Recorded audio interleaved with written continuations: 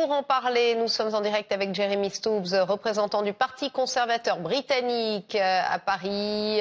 Bonsoir Jeremy Stubbs, merci d'être avec nous en direct sur RT France. Theresa May, on l'a entendu, qui demande du temps pour renégocier encore et encore. Est-ce que les députés ne vont-ils pas perdre patience à la fin ? Non, parce qu'ils n'ont pas le choix. Ils sont enfermés dans cette attente. Et maintenant, tout est plus ou moins reporté au 26 février. Et je crois que le problème central, c'est que ces négociations progressent millimètre par millimètre. Les deux parties refusent de céder beaucoup, tout de go. Donc, on va avancer très, très, très doucement et ça va taper sur les nerfs de tout le monde, malheureusement. Alors, on a vraiment le sentiment, effectivement, que Theresa May craint plus que tout le no deal. Est-ce que c'est aussi le cas, finalement, du Parlement britannique? Est-ce qu'il le craint autant que la Première ministre, selon vous? Oui, autant, sinon plus. Il n'y a pas du tout de majorité au Parlement pour une sortie sans accord. Donc, tout le monde veut l'éviter. Le problème, c'est que tout le monde, des deux côtés de la Manche, joue la montre pour mettre la pression. Et donc, la sortie sans accord, désordonnée comme on dit, reste toujours d'actualité, même si tout le monde veut l'éviter.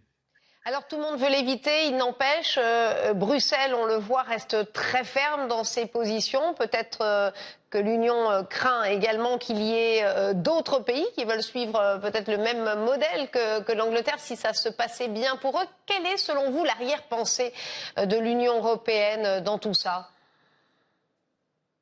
Je pense que c'est tout simplement que l'Union européenne cherche son propre intérêt.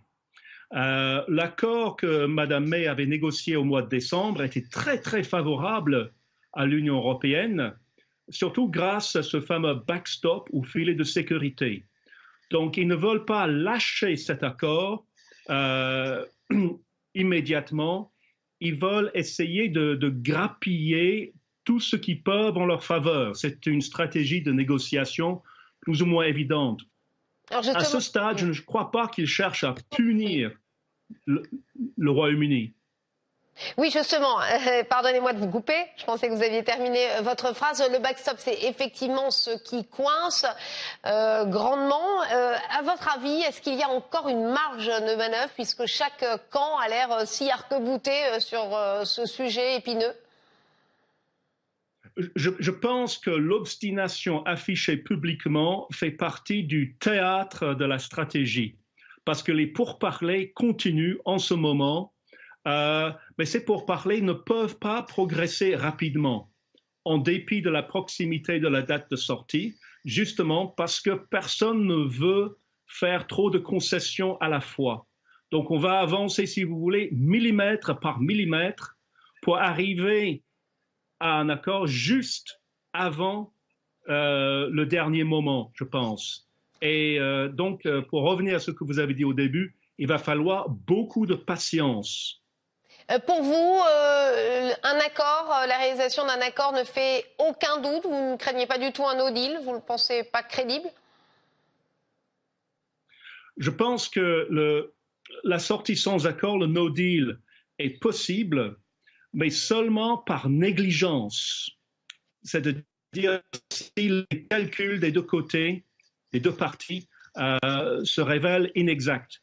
Chacun veut un accord, mais chacun veut que l'accord se fasse au dernier moment possible pour avoir le maximum d'avantages, malheureusement.